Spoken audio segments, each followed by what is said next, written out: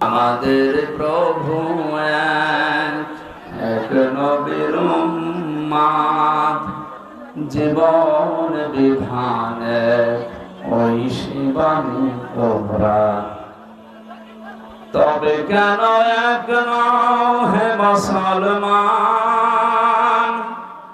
এক হও করিয়া আহ্বান।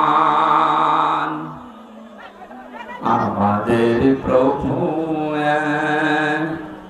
এক নবীর উম্মত, জীবন বিধানে ওই শিবানী কোরআন। তবে কেন এক নও হে মুসলমান, এক হও করিয়া আহ্বান।